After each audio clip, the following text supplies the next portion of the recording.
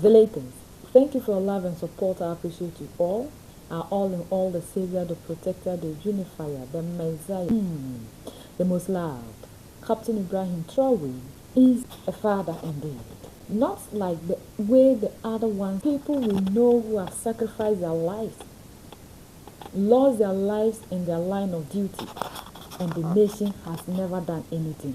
All that they do is, let's observe 5 minutes silence. And these people, their families are suffering. But we've seen where people who can afford, the state taking responsibility of such people.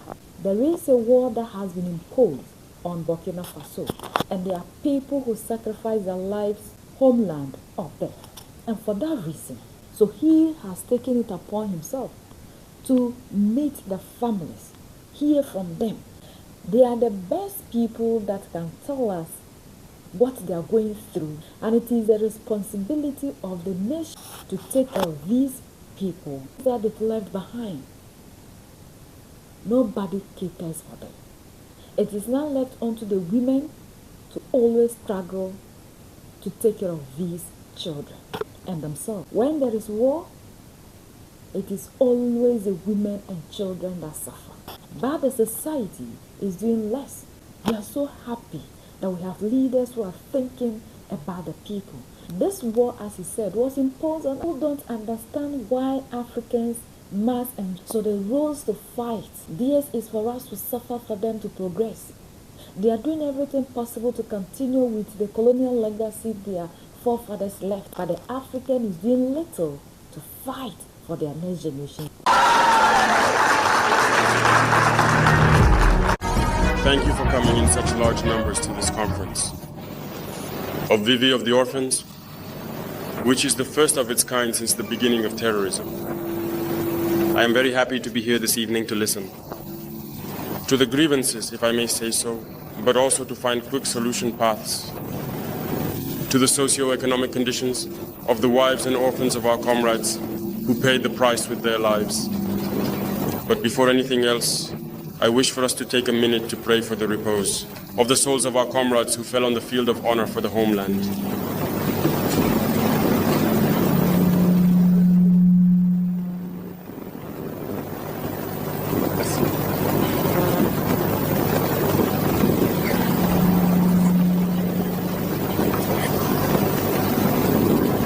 We pray for them. We continue to pray for all those who have gone before us. So we will not disappoint them because we do not want to continue dwelling on our fates. We will avenge them, and we will avenge them forever. All those who have taken up arms against our homeland will perish. Burkina Faso will be the graveyard of terrorism. I promise you that.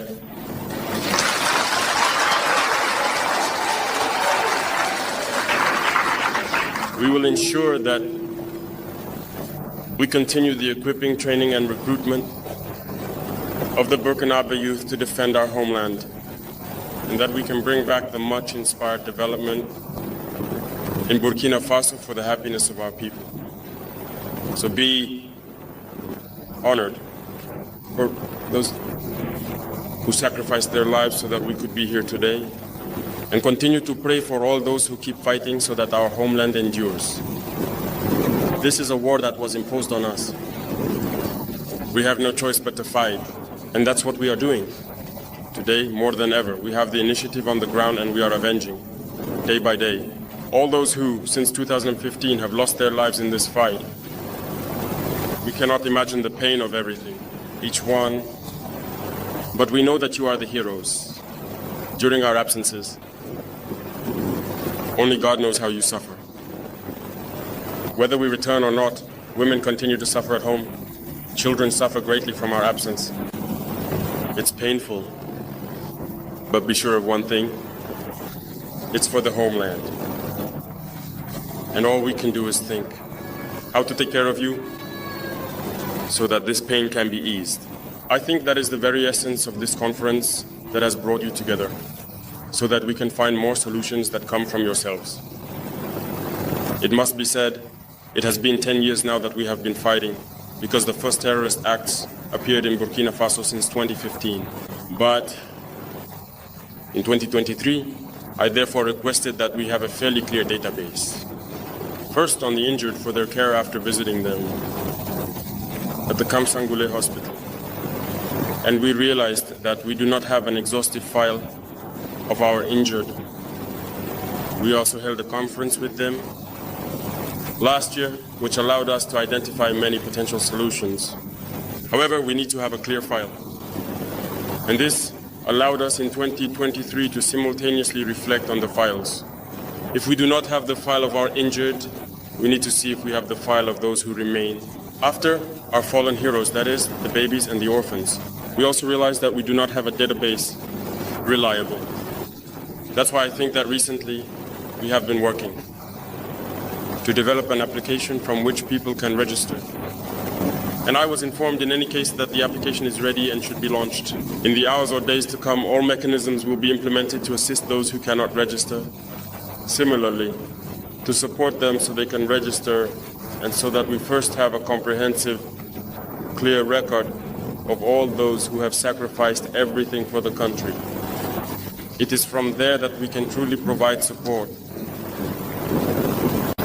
Here are the wives that you are and our children, whom you continue to support. But before all that, we have taken a number of measures to be able to support as much as possible. The file will therefore give us the scope of the situation and allow us to take distant measures. And it is in this sense that the sub-VIG was created, because if we want to effectively act in favor of our injured, widows and orphans, we need to have an agency specifically dedicated to that. Because there are many services, and I know that many of you are often bothered, even by the array of associations or services that continue to call you left and right for certain things. We want to standardize all this data. That's why the ZOBIG was created. And I think you will contribute through representatives at the ASAVIC level to handle a certain amount of data. I'm already pleased with the first point that was raised, namely finding an umbrella organization that will bring together all the widows in Burkina Faso. That's already a very good start.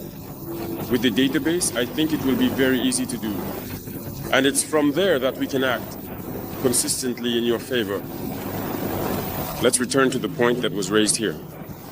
When I consider the case of women's empowerment, as you mentioned, it's necessary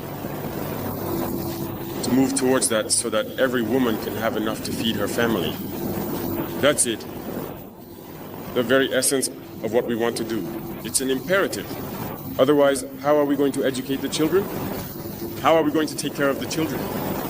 So, in this context, you mentioned a number of measures that can be considered, and we will think about the case of those who have attended vocational schools, academic degrees, the Ministry of Public Service, even already thinking about it, about the issue of quotas, especially also the training centers when we have already initiated on a small scale, but it is not globalized.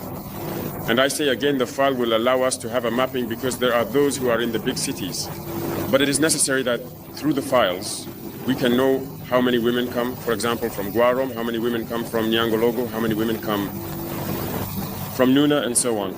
This will allow us to have, based on the geographical situation, the proportion of women, and we can decide to set up specific centers in certain areas of the country to provide support. But already, with everything you have said, I can tell you something. We are in a dynamic of being able to integrate you gradually, whether they have diplomas or not. Already, those who benefit from training, whether in agriculture, soap making, catering, and others, we are in the process of restructuring many funds at the government level. So this year, I was able to see the report, for example, of the funds we have named. Fasokunaguli.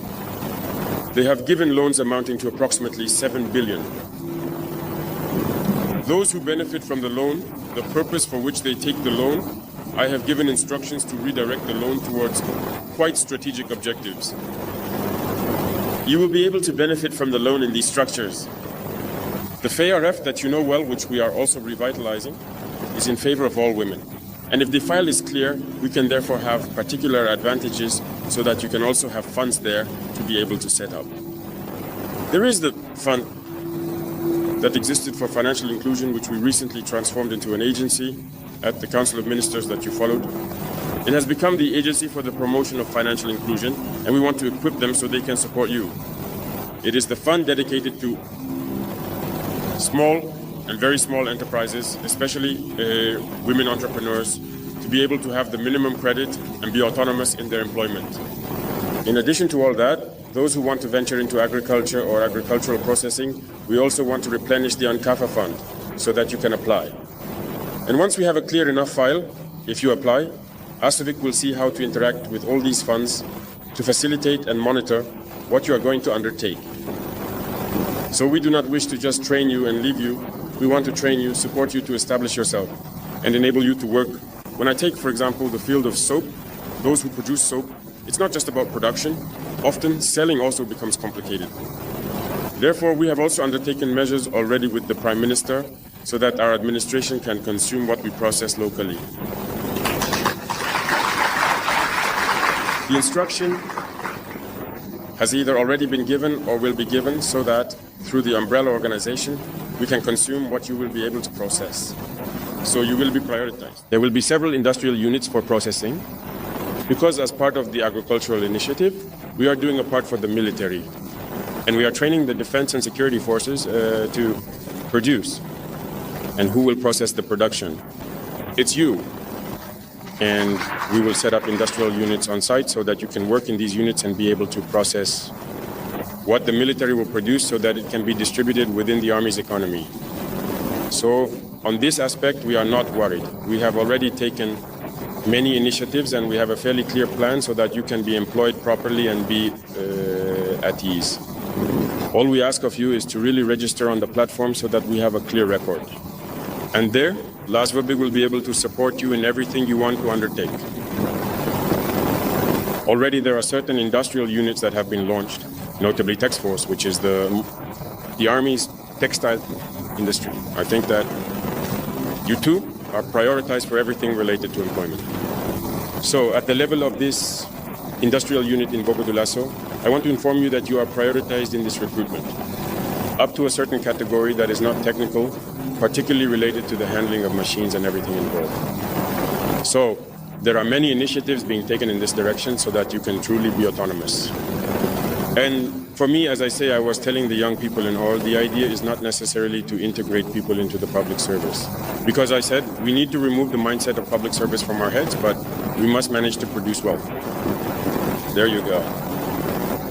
So, entrepreneurship, industries, we are engaged in this process so that you can truly have decent, permanent jobs and be able to take care of families. Still speaking, in this regard, as you have requested to create more training centers, the mapping will allow us to know what type of center and where to create it. If we create centers without knowing where they are concentrated, where the RFNs are concentrated, we will not be able to be effective. So, through registration on the platform, we will be able to map and choose the appropriate locations to establish training centers. You train and integrate into everything we do in terms of industrialization. We are only at the beginning. I can assure you that there will be many industries that will be established in Burkina Faso by the private sector as well as the public sector. And also by the private sector, we are discussing with them to create companies where you will have priority in certain jobs. And I think many people have embraced this. In particular, I visited the waste treatment industry in Pozodo. Almost 100% of the women working there are FDS. Regarding the salary delegation, I even asked the question just today. I was reassured that the process is almost complete, so I think that in the coming days it will be resolved.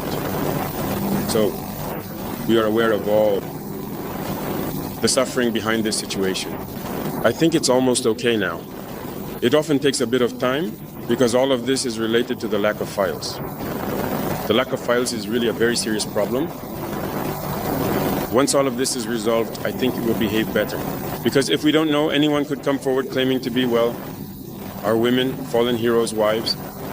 But a certain minimum of proof is needed. You yourself have spoken of conflicts, often between the in-laws and the newcomers. It's not easy. We have experienced this kind of situation. And All precautions must be taken to ensure that you are the beneficiaries. For the harmonization of decrees, I think this is a point that we will quickly look into at the level of the National Armed Forces and Internal Security Forces to see how we can harmonize compensations and see what is feasible. On this aspect as well, I think you are gradually seeing the creation of the COMIPEC, which is being established. And these questions of compensation and all that soon, it will shift to the level of the COMIPEC because it really creates a lot of problems for the families. We have been on the ground, we have witnessed these situations. Particularly, I lost a soldier in the meantime. In addition to compensation, within the unit, we often contribute to support our wife and children who remain. According to people, all of these leaders and Yellow Papa belong to one group. So when they come into office, instead of them to be thinking about their people, they are thinking about the orders that their group give them. It is the interest of the group and not the interest of the people. Because Mali, Niger, and Burkina Faso are not part of this kind of. So that's why we are seeing that they are fighting for their people. The African leader is always thinking of how I'll make money, how I'll make a name. Like the First Lady of Sierra Leone rightfully said, these people have their own systems and it's the systems that are working perfectly for them, and that is why we are not able to run. Niger and Burkina Faso, because they have been able to move out of the systems that they've created, that is why we are seeing all these developments. It is the duty of you and now to fight against these systems. If they are doing everything possible to protect the legacy of their forefathers, we should also do everything possible to break free, and they will keep fighting homeland. They will make sure they will protect women and children and property. All these atrocities they are doing in the African continent, what have they done to protect? So that should tell you that nobody will come to the aid of the African. Nobody will come to the aid of African if the African is not willing to fight. People are fighting for themselves, and that is why they are always doing what they are doing. We are grown-ups. We should be willing and ready to fight for our freedom. That is what Mali, Niger, and Burkina Faso. We need leaders like this. And we, the citizens, have to also support them, because some of us, we are also the problem of the African, because we don't understand the reason to which it should be everybody that must be free. It's everybody that must enjoy the natural resources. It's everybody that have to also have something doing. The African always think about himself, herself. It is me. I should get it. If I have it and this person don't have it, I don't care. And that is why Africans, we are not able to fight and move forward. And nobody is willing to sacrifice for anybody. If I see the dollars, the pounds, the euros, I am gone. My family is okay. They are protecting and fighting for their next generations to come. That will never suffer. And you, how much are they giving to you that can sustain you? That's the African don't think. Thank you to Captain Ibrahim Traore for always standing up for us, for protecting us, and showing us all that we haven't seen. May the ancestors protect and guide you in every more wisdom for you to do more. Instead of fighting them, united we stand, divided we fall, and united we keep standing forever and ever. The greatest enemy of the African is mental slavery. So let's decolonize ourselves from mental slavery. Let's keep sharing to educate our brothers and sisters. Together we make Africa great for ourselves and the next generations that are going to come. So that's the latest around the world, in Africa, West Africa, and in Burkina Faso.